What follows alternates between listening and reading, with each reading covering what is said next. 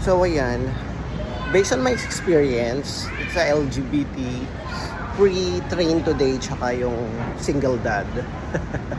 May sipon ako, sorry.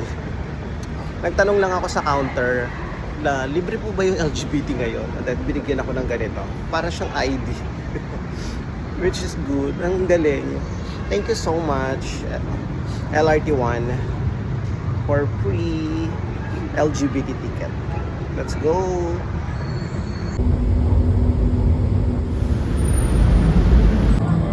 Thank you so much, LRT1.